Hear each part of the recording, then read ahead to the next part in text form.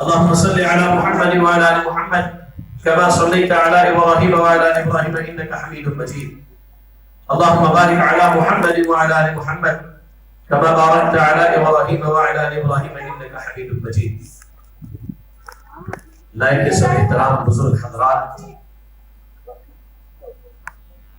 نوجوان ساتھیوں اور میری اسلامی ماؤں اور بہنوں، آج کے خطبہ جمعہ میں جس موضوع کی وضاحت کرنا چاہتا ہوں وہ موضوع ہے عقیدہ توحید اور اس کے ثمرات. یعنی کوئی بندہ یا اللہ کی بندی عقیدہ توحید کا اقرار کر لے اور اسی عقیدے پر قائم رہے یہاں تک کہ اسے اسی توحید کی حالت میں موت آئے، تو اللہ رب العالمین نے اس کے لیے دنیا میں اور اس کے بعد آخرت میں بہت سارے فائدے، انعامات اور کہہ لیجئے کہ احسانات مقرر کر کے رکھے. لہذا انہی انعامات اور احسانات میں سے آج چند ایک کا آپ کے سامنے ذکر کیا جائے گا. سب سے پہلے یہ جان لیجئے کہ عقیدہ توحید کیا ہے.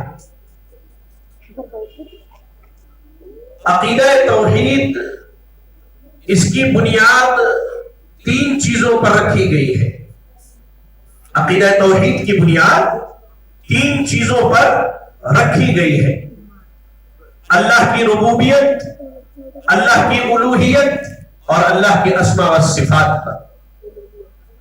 ربوبیت، الوہیت اور اسماء و صفات کیا ہے یہ سمجھ لیجیے.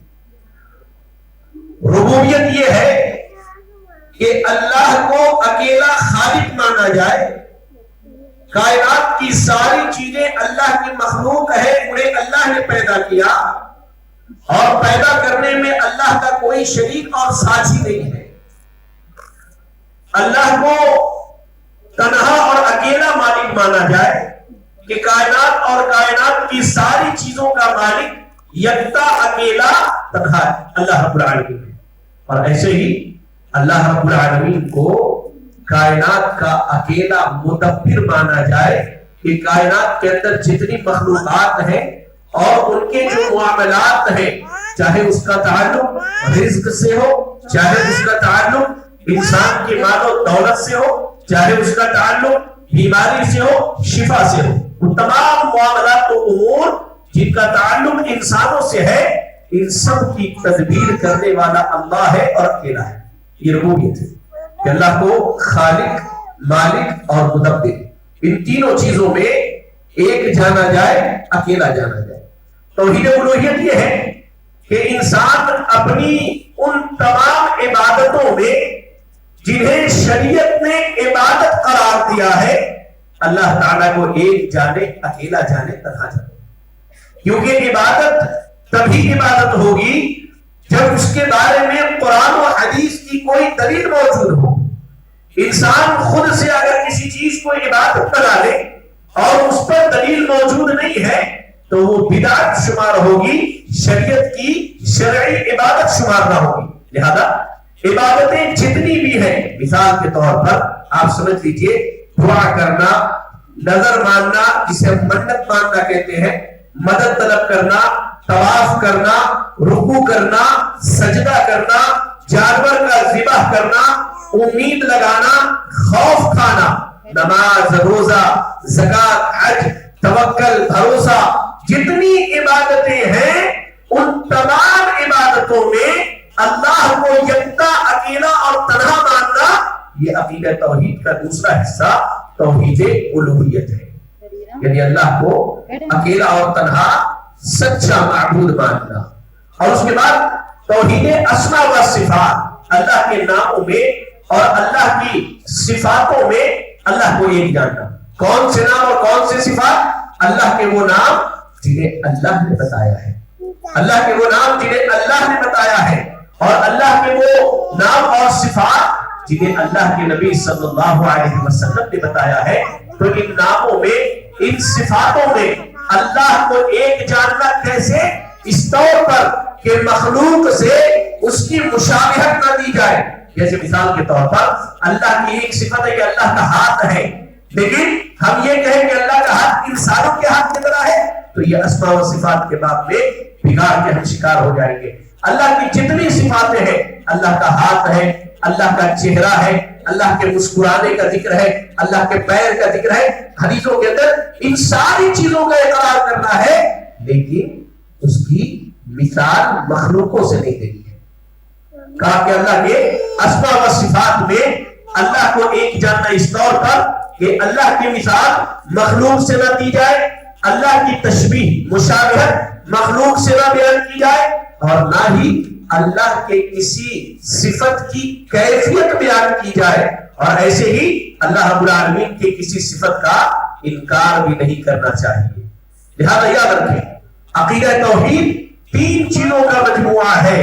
توحید ربوبیت، اللہ کے رب ہونے میں ایک جاننا، توحید الوہیت، اللہ کے معبود ہونے میں ایک جاننا، توحید اسماء و صفات، اللہ کے ناموں میں اور اس کے صفات میں اللہ رب العالمین کو ایک جاننا اور ماننا.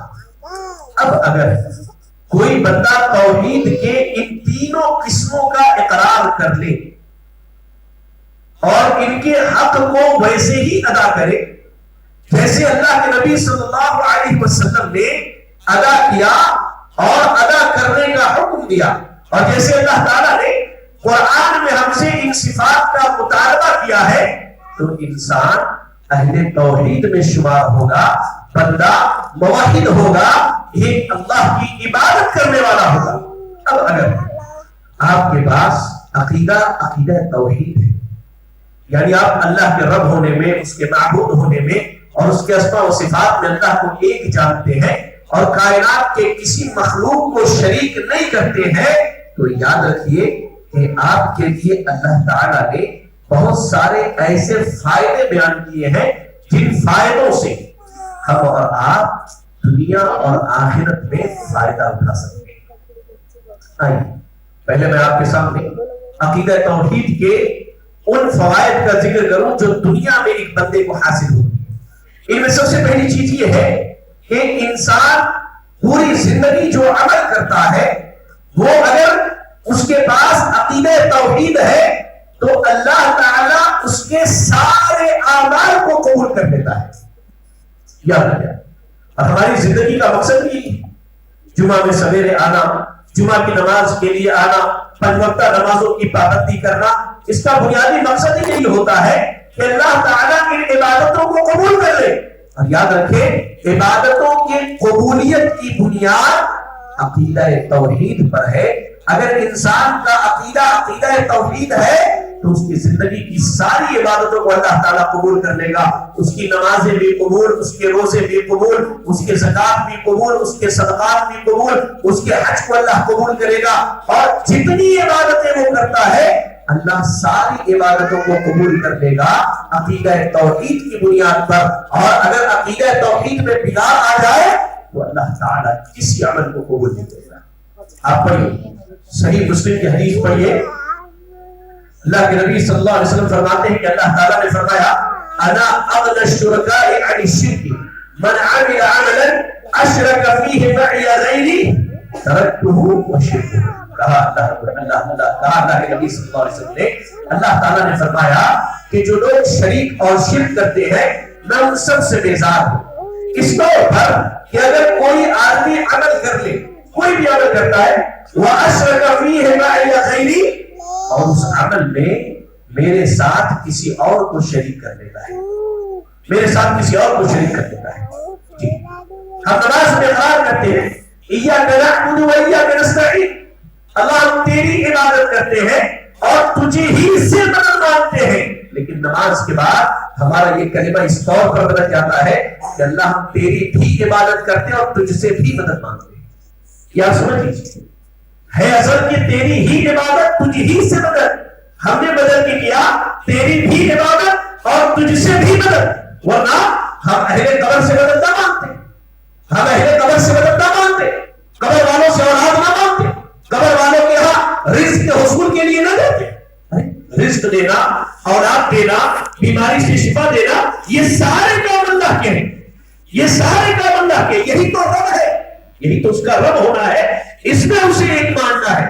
کہا اللہ کے رسول صلی اللہ علیہ وسلم نے، اللہ نے فرمایا کہ کوئی آدمی کوئی بھی عمل کرے اور اس عمل میں اگر شرک کی ملاوٹ ہو جائے، عقیدہ توحید اس کا باقی نہ رہے، ترکتہ و شرکہ، اللہ تعالیٰ اسے بھی چھوڑ دیتا ہے، اس کے عمل کو بھی چھوڑ دیتا ہے، اور قیامت کے دن اللہ تعالیٰ اس بندے کو اس کے حوالے کر دے گا جس کو دکھانے کے لیے، جس کو راضی کرنے کے لیے، یا جس کی عبادت کے لیے اس نے یہ عمل کیا ہوگا۔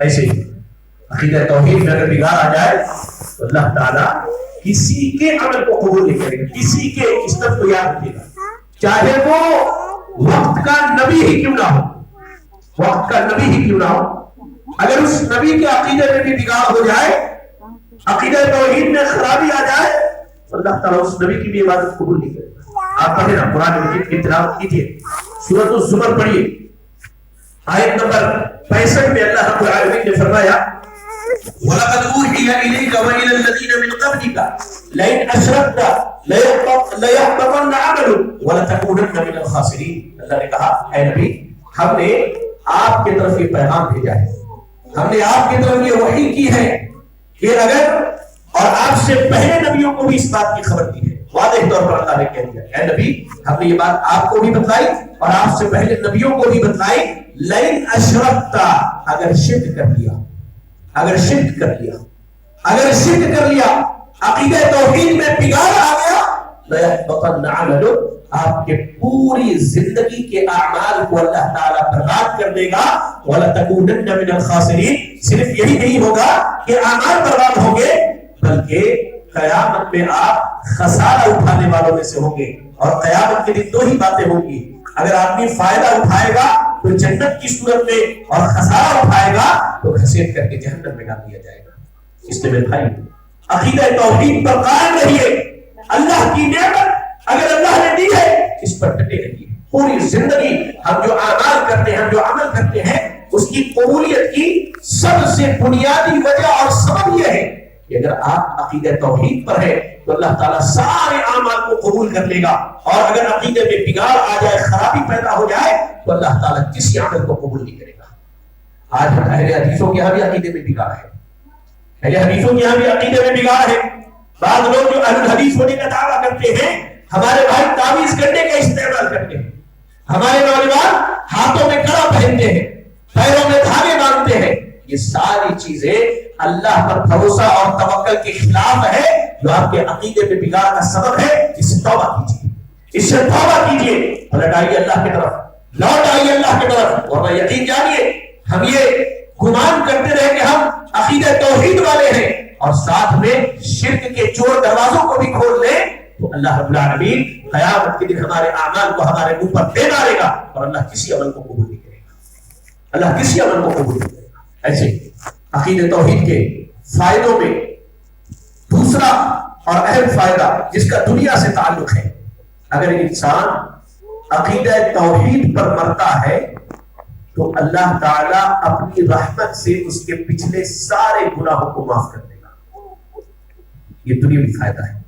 کوئی بھی شخص اس نے عقیدہ توحید کا اقرار کیا، اللہ کی وحدانیت کا اقرار کر لیا، اور اس کے بعد اسی عقیدے پر اگر اس کی موت ہو جائے تو اللہ تعالیٰ سابقہ پچھلے تمام گناہوں کو معاف کر دے گا۔ پڑھیا اس حدیث کو پڑھے جسے امام ابن ماجہ رحمہ اللہ نے اپنے سنن میں نقل کیا ہے، علامہ البانی رحمہ اللہ اس کی سند کو صحیح قرار دیتے، کہا معاذ بن جبل رضی اللہ تعالی عنہ نے کہ اللہ کے نبی نے فرمایا ما من نفس تموت تشهد ان لا الہ الا اللہ وانی رسول اللہ یرجع ذلك الى قلب موقن الا غفر اللہ لها، کہا اللہ کے نبی صلی اللہ علیہ وسلم نے کہ کوئی بھی آدمی چاہے وہ مرد ہو یا ہماری عورتیں، میری بہنیں بھی سن لیں، میری بہنیں بھی سن لیں، کہا کہ کوئی بھی آدمی چاہے وہ مرد ہو یا عورت ہو، اس نے لا الہ الا اللہ کا اقرار کر لیا، اللہ رب العالمین کو اپنا معبود مان لیا، اور اپنا سچا معبود تسلیم کرنے کے بعد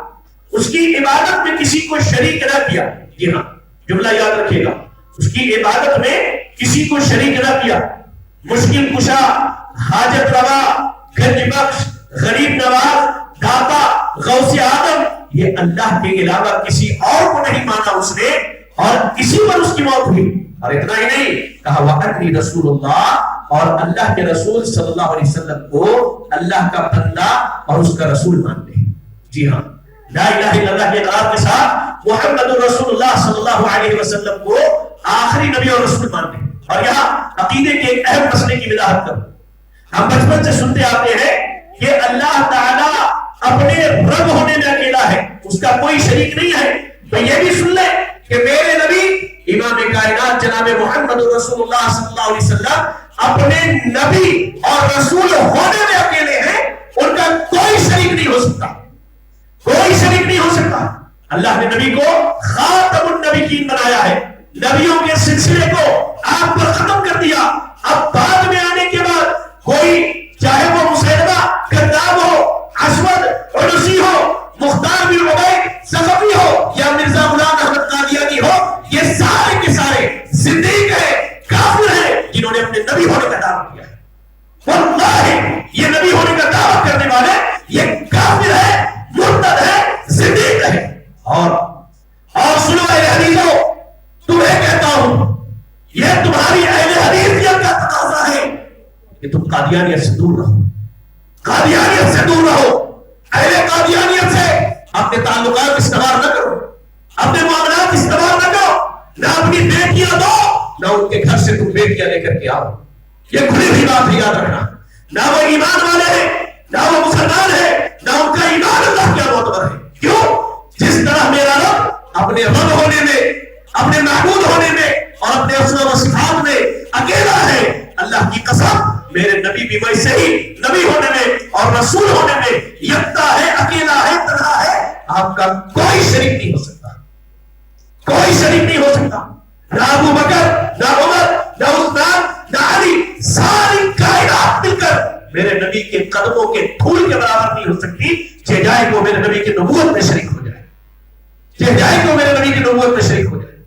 یاد رکھنا اس بات، یاد رکھنا اس بات کو کہ جس طرح میرا رب اکیلا ہے، اللہ کی قسم میرے نبی بھی ویسے ہی اکیلے ہیں۔ اور کہا اللہ کے نبی صلی اللہ علیہ وسلم نے کہ کوئی بھی آدمی لا الہ الا اللہ محمد رسول اللہ کا اقرار کر لے اور اسی کلمے پر اس کی موت ہو جاتی ہے، اسی کلمے پر اس کی موت ہو جاتی ہے، اس نے نہ اللہ کے ساتھ کسی کو شریک کیا، نہ نبی کے ساتھ کسی کو شریک کیا ان کی نبوت اور رسالت میں، الا غفر اللہ لہا، اللہ تعالیٰ اس کے سارے گناہوں کو معاف کر دیتا ہے۔ اللہ اس کے سارے گناہوں کو معاف کر دیتا ہے، چاہے وہ جتنے بھی گناہ لے کر کے آئے۔ بات ابھی آگے آئے گی میرے بھائیوں، عقیدہ توحید کے اقرار کے یہ دو بنیادی دنیاوی فائدے ہیں۔ اگر اس پر ڈٹے رہے، جمے رہے تو اللہ رب العالمین دنیا میں یہ دو فائدے عطا کرے گا۔ آخرت کے کچھ فائدوں کو سن لیجیے۔ سب سے پہلی چیز، آج ہمارے سماج کے اندر جو شرکیہ اعمال یا جو بدعات یا جو خرافات دین کے نام پر ہو رہے ہیں، اس کی صرف ایک وجہ ہے۔ وجہ کیا ہے؟ کہ ہم جس کے سامنے بھی چھوٹے ہیں یا جو ہمارے اللہ کے نیک بندے اولیاء اللہ ہیں، پہلے تو ایک عقیدہ صاف کر لیجیے کہ معاشرے میں جو یہ مشہور کر کے رکھا گیا ہے کہ اہل الحدیث جو ہے یہ اولیاء سے محبت نہیں کرتے، ان کے گستاخ ہیں، تو میں آپ کو بتا دوں اولیاء سے محبت کرنا یہ ہمارا عقیدہ ہے کہ یہ ایمان ہے، یہ ہمارا عقیدہ ہے کہ یہ ایمان ہے، اولیاء سے محبت کرنا۔ لیکن اولیاء کی محبت میں آ کر کے ان کو اللہ کے مقام پر پہنچا دینا، ہم اس کے قائل نہیں ہیں، ہم اس کے قائل ہیں۔ اللہ کی قسم کائنات کے ہر اس شخص سے جو ایمان والا ہے، جو متقی اور پرہیزگار ہے، وہ ولی ہے۔ ارے یہاں جتنے بیٹھے ہیں یہ سب اللہ کے ولی ہیں، کیوں؟ اللہ نے قرآن میں کہا نا اللہ ولی الذین آمنوا، اللہ ایمان والوں کا، موحدین کا ولی ہے۔ اللہ آپ کا ولی تو آپ اللہ کے ولی ہوئے نا، اللہ آپ کا دوست تو آپ اللہ کے دوست۔ ہر ایمان والا اللہ کا ولی ہے۔ ولی ہونے کے لیے آسمان سے الگ سے اترنے کی ضرورت نہیں ہے، اولیاء کوئی الگ مخلوق نہیں ہے، وہ ہمارے ہی طرح انسان ہے۔ ہاں وہ اللہ کی عبادت، اس کی بندگی کر کے اس مقام پر پہنچتے ہیں، لیکن ان کا اس مقام پر پہنچنا ہمارے لیے فائدہ مند نہیں ہے، وہ ان کے لیے فائدہ مند ہے، وہ ان کے لیے فائدہ مند ہے۔ اللہ کی نعمتیں وہ حاصل کریں گے، اللہ کی انعامات سے وہ فائدہ اٹھائیں گے۔ میرے بھائی یاد رکھیں، یہ سارا چکر جو آج ہے اس کی بنیادی وجہ کیا ہے کہ فلاں صاحب اللہ کے نیک بندے، اللہ کے ولی ہیں، یہ قیامت کے دن میری سفارش کریں گے. یہ کیا کریں گے؟ قیامت میں میری سفارش کریں گے اور میں جنت میں چلا جاؤں گا. میرے بھائی شریعت نے سفارش کا نظریہ پیش کیا ہے. شریعت اسلامیہ نے سفارش کا نظریہ اور عقیدہ پیش کیا. قرآن پڑھیں گے تو اللہ نے کہا من ذا الذی یشفع عنده الا باذنہ. آیت الکرسی ہمارے گھروں میں وہ بڑے سے فریم پہ لگا کر رکھتے ہیں کہ اس پر غور کرو معلوم ہوگا تمہارا رب کون ہے. کہا من ذا الذی یشفع عنده الا باذنہ. اللہ کی اجازت کے بغیر کوئی سفارش نہیں کرے گا. اور سوال یہ ہے کہ فلاں صاحب کو سفارش کی اجازت ملے گی، یہ کس نے کہا؟ یہ کس نے بتایا بھائی کہ فلاں صاحب کو سفارش کی اجازت ملے گی؟ یا قرآن کی آیت میں اللہ نے کہا یا نبی نے اپنے حدیث میں کہا یا نبی نے پیشن گوئی کی کہ ہندوستان میں، پڑوسی ملک پاکستان میں، بنگلہ دیش میں اور فلاں جگہ ایسے ایسے نام کے لوگ پیدا ہوں گے اور یہ لوگوں کی سفارش کریں گے؟ ایک دلیل کتاب و سنت میں اس چیز پر موجود نہیں. ایک دلیل جس کو کہہ لیجیے آپ سفارش کا نظریہ اسلام نے پیش کیا ہے، لیکن اس کے لیے بہت بنیادی شرط ہے. پہلی شرط کہ قیامت کے دن سفارش صرف اور صرف توحید والے کریں گے، اہل توحید کریں گے سفارش. اور سفارش جس کے حق میں کی جائے گی وہ بھی توحید والا ہونا چاہیے. کائنات کے کسی بھی مشرک کے حق میں سفارش نہ کی جائے گی سوائے ابو طالب کے، جس کی سفارش کی اللہ تعالیٰ نبی صلی اللہ علیہ وسلم کو اجازت دے گا. وہ بھی آپ اپنی مرضی سے نہیں کریں گے ہمارے چچا ہے سفارش کر دینا. کہتے اللہ کے نبی کہ میں آؤں گا آگے سجدے میں گر جاؤں گا. ایسا نہیں آنے کے بعد یا اللہ تو ان کو معاف کر دے، ان کو بخش دینا. سجدے میں گریں گے پہلے، پھر اللہ تعالیٰ کی تعریف کریں گے، بڑائی بزرگی بیان کریں گے. تب اللہ کہے گا یا محمد ارفع رأسک، اے محمد اپنا سر اٹھائیے.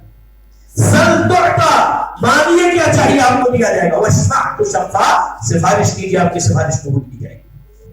یاد رکھیں سفارش پانا ہے اگر نبی کی تو سب سے پہلے اپنے عقیدوں کی اصلاح کر لو، اپنے عقیدوں کی اصلاح کر لو. اللہ کے نبی صلی اللہ علیہ وسلم اہل توحید کی سفارش کریں گے، اہل توحید کے علاوہ کسی کی سفارش نہ کریں گے.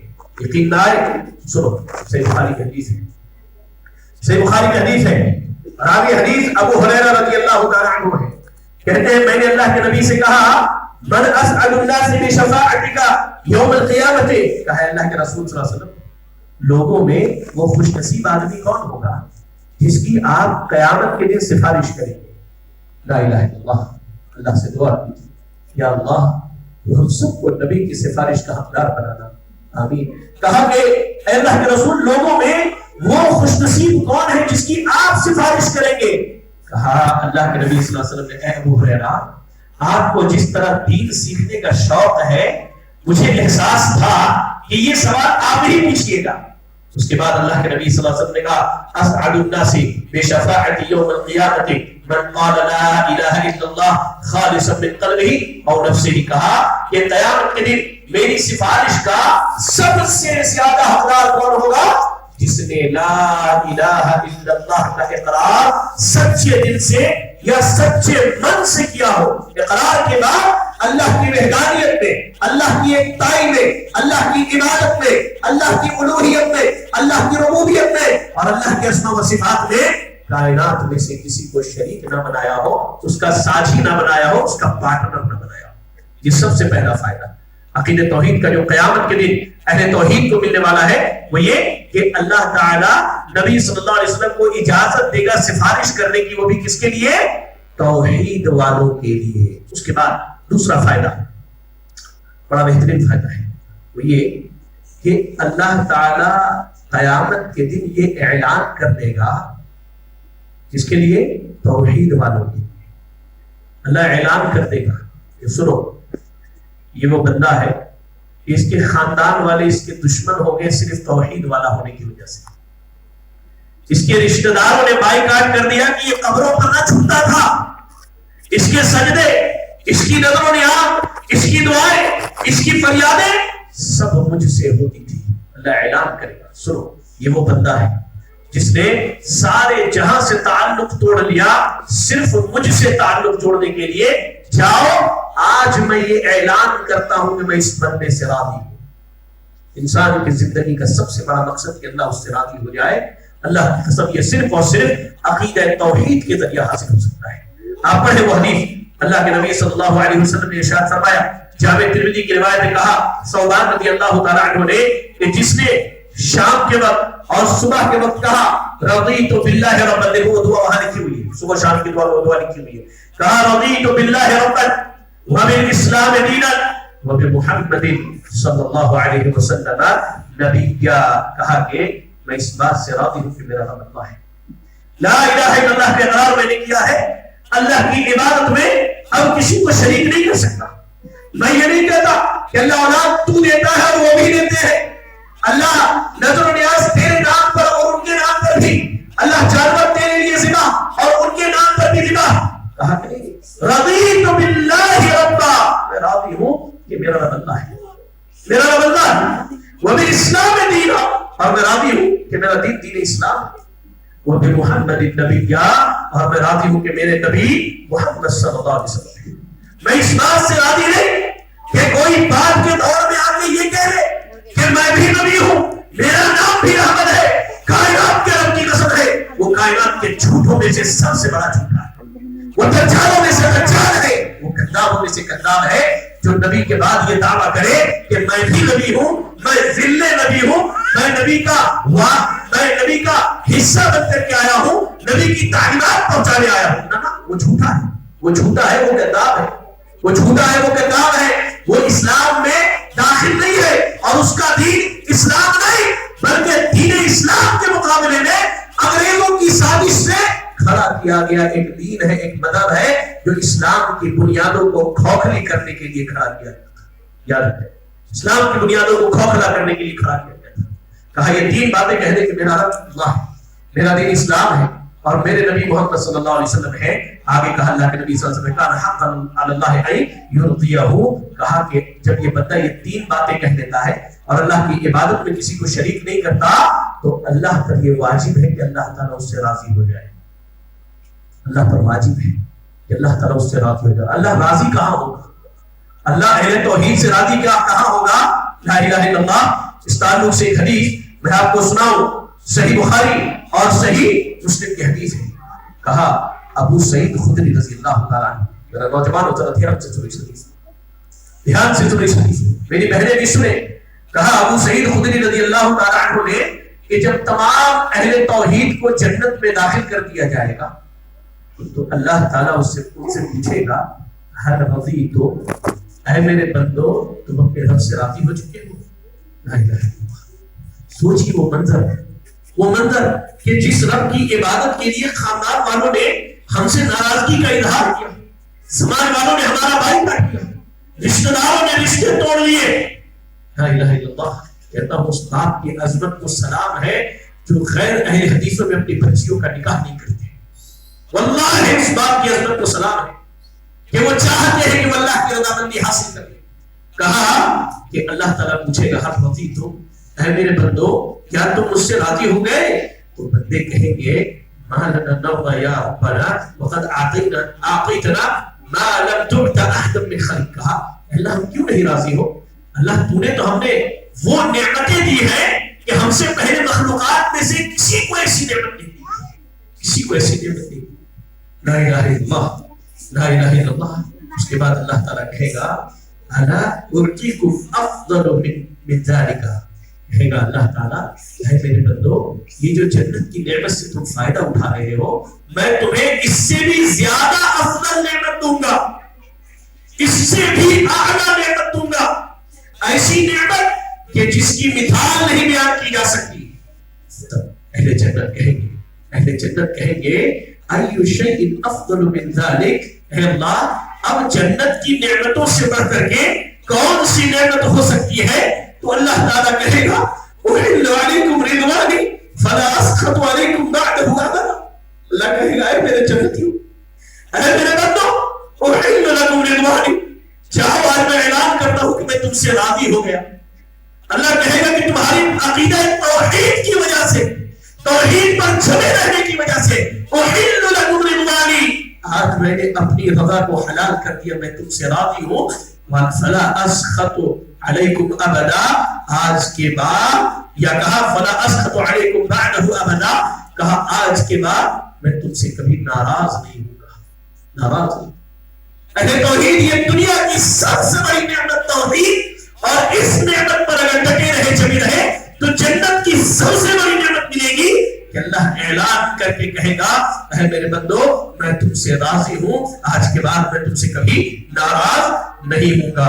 لا الہ الا اللہ۔ ایسے ہی اہل توحید اپنے عقیدوں کی حفاظت کیجیے، اپنی عقیدہ توحید کی حفاظت کیجیے۔ واللہ آپ بڑے اہم ہیں، آپ کی شخصیت بڑی قیمتی ہے۔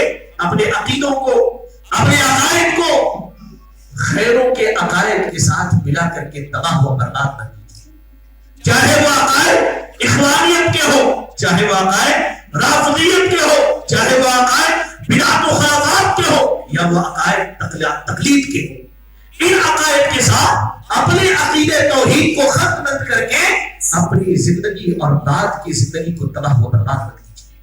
یاد رکھیے، یاد رکھیے، اللہ نے یہ وعدہ کیا ہے کہ اللہ تعالیٰ توحید کی موجودگی میں سارے گناہوں کو معاف کر دے گا، لیکن اگر اس میں شرک آ جائے، شرک کی ملاوٹ بھی اگر آگے، مکمل شرک نہیں آیا، شرک کی ملاوٹ بھی آ جائے اور بندہ بلا توبہ کے مر جائے، اللہ کی قسم اللہ تعالیٰ معاف نہیں کرے گا، اللہ معاف نہیں کرے گا۔ یہ اللہ کی غیرت کا مسئلہ ہے، یہ اللہ کی غیرت کا مسئلہ ہے۔ ہم برداشت نہیں کرتے کہ ہماری بیوی کسی غیر مرد کے ساتھ اٹھے بیٹھے، ہماری بیٹی کسی غیر مرد کے ساتھ اٹھے بیٹھے، یہ ہماری غیرت اس شرکت کو برداشت نہیں کرتی، تو اللہ کیسے برداشت کرے جو خالق ہے، مالک ہے، مدبر ہے، معبود ہے، مسجود ہے، اور جس کے اسماء و صفات میں کوئی شریک نہیں، اللہ کے بندوں کو اٹھا کے اللہ کے برابر کر دیا جائے، اللہ کی غیرت کی برداشت نہیں کرے۔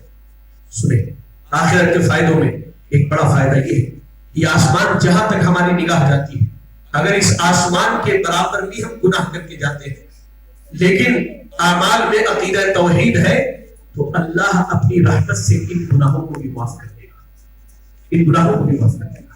آپ سنیں، جامع ترمذی کی روایت ہے، علامہ البانی نے اس کی سند کو صحیح قرار دیا ہے۔ انس بن مالک رضی اللہ تعالیٰ عنہ کہتے ہیں کہ اللہ کے نبی صلی اللہ تعالیٰ کہتا ہے یا ابن آدم انک ما دعوتنی ورجوتنی غفرت لک ولا ابالی۔ کہا اے ابن آدم، تو جب جب مجھ سے دعا کرتا ہے اور مجھ سے امید لگاتا ہے کہ میں تیرے گناہوں کو معاف کر دوں گا، میں تیرے گناہوں کو معاف کر دیتا ہوں۔ واقعی اللہ غفار ہے۔ ہم جتنے گناہ کرتے ہیں، ایک بار سچی توبہ کر لیا اور شرمندگی کے آنسو بہا لیے، اللہ تعالیٰ نے سارے گناہوں کو معاف کر دیا۔ اس کے بعد کہا اے ابن آدم لو بلغت ذنوبک عنان السماء، کہا کہ آسمان کے بلندیوں تک اگر تمہارے گناہ پہنچ جائے، ثم استغفرتنی، اور مجھ سے تم یہ کہہ دو اللہ مجھے معاف کر دے، اللہ میں تیرا بندہ ہوں، اللہ میں تیرا بندہ ہوں، اللہ تیری طرف پلٹ کے آ رہا ہوں، مجھے معاف کر دے، کہا غفرت لک، میں تیرے گناہوں کو معاف کر دوں گا، میں تیرے گناہوں کو معاف کر دوں گا۔ پھر کہا یا ابن آدم لو لقیتنی بقراب الارض خطایا، کہا اے انسان، اے آدم کی اولاد، اگر تو زمین بھر کے گناہ لے کر کے آتا ہے، اب دیکھیے زمین کتنی بڑی ہے، کتنی بڑی ہے، کہا زمین بھر کے گناہ لے کر کے آتا ہے، ثم لقیتنی لا تشرک بی شیئا، کہا ہاں لیکن شرط یہ ہے کہ تیری جب مجھ سے ملاقات ہو تو شرک نہ کرتا ہو، تیرا عقیدہ ٹھیک ہے، تیرے عقیدے کے اندر بگاڑ نہ پائے گا، تو حاجت روا، مشکل کشا، اولاد دہندہ، داتا، غریب نواز، غوث اعظم دستگیر، یہ عقائد میرے لیے رکھتا، تو یہ علی کے نعرے نہ لگاتا، تو یہ غوث کے نعرے نہ لگاتا، تو اگر نعرہ لگاتا ہوں تو یا اللہ، یا رب، یا رحمان، یا رحیم کے نعرے لگاتا ہوں۔ کہا لا تشرک بی شیئا، میرے ساتھ کسی کو شریک نہیں کرے گا، کہا لَأَتَيْتُكَ بِقُرَابِهَا مَغْفِرَةً، میں زمین بھر مغفرت لے کر کے آؤں گا اور تیرے سارے گناہوں کو معاف کر دوں گا۔ عقیدہ توحید کی موجودگی میں اللہ رب العالمین تمام گناہوں کو معاف کر دیتا ہے، حتیٰ کہ آپ نے حدیث پڑھی ہوگی، جامع ترمذی کی روایت ہے کہ قیامت کے دن ایک آدمی کو اللہ تعالیٰ اپنے قریب بلائے گا، بلانے کے بعد کہے گا فرشتوں سے اس کے گناہ کے رجسٹر کو لے کر کے آؤ، اس کے گناہ کے رجسٹر کو لے کر کے آؤ۔ فرشتے لائیں گے، 99 رجسٹر ہوں گے، 99، اور ہر رجسٹر کتنا بڑا ہوگا؟ إِلَى مَدِّ الْبَصَرِ جہاں تک نگاہ جائے گی رجسٹر نظر آئے گا. اللہ اپنے قریب کرے گا اور قریب کرنے کے بعد کہے گا بتاؤ یہ گناہ تم نے کیا ہے. ہر گناہ کا اللہ اقرار کروائے گا. بندہ اقرار کر کے کرے ہاں اللہ میں نے کیا ہے, ہاں اللہ میں نے کیا ہے. پھر اللہ پوچھے گا یہ بتاؤ کہیں میرے فرشتوں نے جن کو لکھنے کا حکم دیا تھا تم پر ظلم کر کے کچھ غلط تو نہیں کیا ہے؟ اللہ یہ سارے گناہ میرے ہیں, مجھے یاد ہے, میں نے یہ گناہ کیے ہیں اللہ. پھر اللہ تعالیٰ کہے گا اچھا چلو ٹھیک ہے, تمہاری ایک نیکی ہمارے پاس ہے, تمہارے اوپر آج ظلم نہیں ہوگا, جاؤ جا کر کے اپنا عمل وزن کروا دو. اب اس کے سامنے ترازو میں ایک پلڑے میں وہ 99 دفتر رکھے جائیں گے, 99 دفتر, اور ایک کاغذ کا چھوٹا سا ایسا چھوٹا سا ٹکڑا, اس سے بھی چھوٹا ہو سکتا ہے شاید, چھوٹا سا ٹکڑا جو ہے کاغذ کا چھوٹا سا ٹکڑا ایک چیتھڑا نکالا جائے گا. تو بندہ دیکھ کے ہنسے گا, کہے گا اتنے گناہوں کے مقابلے میں اس ٹکڑے کی کیا حیثیت ہے. ہنسے گا بندے کو, سمجھے گا اب تو میں ہلاک ہو گیا. ترازو کے دوسرے پلڑے میں جیسے وہ کاغذ کا ٹکڑا رکھا جائے گا یہ 99 دفتر ہلکے ہو جائیں گے اور وہ کاغذ کا ٹکڑا بھاری ہو جائے گا. پوچھے گا بندہ اللہ اس میں ایسا کیا ہے کہ اس کی وجہ سے یہ 99 دفتر کے گناہ معاف ہو گئے. اللہ کہے گا اس میں تیرا عقیدہ, تیرا منہج لا الہ الا اللہ ہے, جس پر تو نے زندگی گزاری, اور اللہ کی توحید میں, اللہ کی وحدانیت میں, اللہ کے ایک ہونے میں, اللہ کے معبود ہونے میں تو نے کسی کو شریک نہ کیا, کسی کو شریک نہ کیا. اور عقیدہ توحید کا ایک آخری فائدہ بتا کے اپنی بات ختم کروں. عقیدہ توحید کا آخری فائدہ یہ ہے کہ بندہ اگر عقیدہ توحید پر مرتا ہے تو اللہ کے رسول صلی اللہ علیہ وسلم نے اس کے لیے جنت کی ضمانت دی ہے, جنت کی ضمانت دی. ہاں یہ ہو سکتا ہے گناہ زیادہ ہو, لیکن اگر وہ گناہ زیادہ ہو تو اللہ تعالیٰ یا تو معاف کر کے جنت میں جگہ دے دے, یا پھر اللہ تعالیٰ اسے جہنم میں ڈالے اتنے ہی دیر کے لیے جتنے اس کے گناہ ہیں, اس کے بعد اسے آخری مرحلے میں اس کے گناہوں کے مٹ جانے کے بعد جہنم سے نکال کے جنت میں داخل کر دیں. لیکن عقیدہ توحید پر مرنے والوں کا آخری ٹھکانہ کہاں ہوگا؟ جنت ہوگا. بڑے وہ حدیث جسے امام مسلم رحمہ اللہ نے نقل کیا, کہا اللہ کے نبی نے فرمایا من مات وهو يعلم انه لا اله الا الله دخل الجنہ, جو اس حال میں مرے کہ اسے معلوم ہو کہ اس کا رب ایک ہے, اس کا معبود ایک ہے, اس کا خالق مالک رازق مدبر معبود مسجود اکیلا ایک اللہ ہے, اسی عقیدے اسی کلمے پر اس کی موت ہو جائے دخل الجنہ, جنت داخل. اور قرآن پڑھے اللہ نے کیا کہا, سورہ حامیم سجدہ کی آیت نمبر 30 پڑھی, اللہ نے کہا ان الذين قالوا ربنا الله ثم استقاموا تتنزل عليهم الملائكة الا تخافوا ولا تحزنوا وابشروا بالجنة التي كنتم توعدون نحن اولياؤكم في الحياة الدنيا وفي الآخرة ولكم فيها ما تشتهي انفسكم ولكم فيها ما تدعون. اللہ نے کہا ان الذين قالوا ربنا الله, ہمارا رب اللہ ہے, لا الہ الا اللہ کہتا ہمارا رب اللہ ہے, ثم استقاموا, اس کے بعد اس پر ڈٹ گئے. دنیا والوں نے مخالفت کی, خاندان والوں نے تعلق توڑ دیا, سماج والوں نے ہمیں چھوڑ دیا, سارا بائیکاٹ ہونے کے باوجود بھی ثم استقاموا ڈٹے رہے. موت کے وقت فرشتے آتے ہیں, یہ جو دنیا سے جانے والا ہوتا ہے نا توحید والا, جو ڈٹا ہوا ہے اپنے عقیدے پر, اس کے پاس موت کے وقت فرشتے آتے ہیں, کہتے ہیں اللہ تخافوا ولا تحزنوا, ڈرتے کیوں, گھبراتے کیوں, غم کس بات کا, تم نے توحید کا اقرار کیا ہے جو اللہ کو سب سے زیادہ پسند ہے. کہا کہ تم نے توحید کا اقرار کیا ہے, ڈرو نہیں, غم نہیں کرو, ہم تو تمہارے دنیا اور آخرت کے دوست ہیں. اب اس کے بعد جو تم چاہ رہے ہو دنیا چھوڑ کر کے, اب تمہارا ٹھکانہ جنت ہونے والا, وہ جنت جس میں تم جو چاہو وہ ملے, جو مانگ لو اللہ وہ عطا کرے, وہ مہمان نوازی تو اللہ رب العالمین کی جانب سے.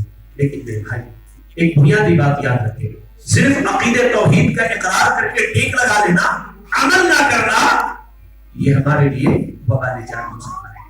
عقیدہ توحید کا اقرار کیجئے اور اس توحید کے مطابق عمل کیجئے, نمازوں کی پابندی کیجئے, رمضان کے روزے رکھیے, فرض زکات کو دیجئے, فرض حج کو ادا کیجئے, اور اس کے علاوہ جو بھی نیکی کے کام شریعت نے بتلائے ہیں ان کو کیجئے. دلیل کے طور پر سورۃ النحل کی آیت نمبر 97 پڑھ دیجئے. اللہ نے کہا من عمل صالحا من ذکر او انثى وهو مؤمن فلنحيينه حیاۃ طیبہ. کہا اللہ نے کہ کوئی بھی مرد اور عورت ایمان لانے کے بعد یعنی لا الہ الا اللہ کے اقرار کے بعد عمل کرتے ہیں تو اللہ تعالیٰ ان کو بہترین زندگی عطا کرے گا. وہ زندگی जन्नत की जिंदगी होगी और उनके अमाल का अल्लाह ताला पूरा पूरा बदला अता फरमाएगा। लिहाजा ये कुछ बातें थी अकीदे तौहीद की फजीलत पर जो आपके सामने रखी गई। दुआ करें अल्लाह से कि अल्लाह रब्बुल आलमीन हमारे और आपके अकायद की इस्लाह फरमा दे। अल्लाह ताला हमें आपको अकीदे तौहीद पर कायम रहने की तौफीक अता फरमा दे। अल्लाह आमीन वो अकीदे तौहीद को हमारे दिलों के अंदर रचा दे, बसा दे, जमा दे। अल्लाह तू हमें अकीदे तौहीद पर दुनिया और आखिरत में कायम रहने की तौफीक अता फरमा दे। अल्लाह आमीन हमें जो परेशान हाल है अल्लाह तू उनकी परेशानी को दूर फरमा दे। अल्लाह जो बीमार है उन्हें शिफाए कामिल आजिल अता फरमा दे। अल्लाह जो मकरूद है उन्हें कर्ज की अदायगी की तौफीक अता फरमा दे। अल्लाह आमीन तू हमारे नौजवानों की इस्लाह फरमा दे। अल्लाह तू हमारे बुजुर्गों की इस्लाह फरमा दे। अल्लाह तू हमारी माँ और बहनों की इस्लाह फरमा दे। अल्लाह तू हमारे बच्चों की इस्लाह फरमा दे। अल्लाह आमीन जिस्म में जब तक आखिरी सांस बाकी रहे, खून का आखिरी कतरा बाकी रहे, अल्लाह तू हमें तौहीद का दाई बना के जिंदा रखना। अल्लाह तू हमें तौहीद का दाई बना के जिंदा रखना। अल्लाह आमीन तू जब तक दुनिया में जिंदा रख, दीन इस्लाम पर जिंदा रख और खातिमा हो ईमान इस्लाम की हालत में हो। आमीन। व आखिर दावाना अनिल हम्दुलिल्लाहि रब्बिल आलमीन।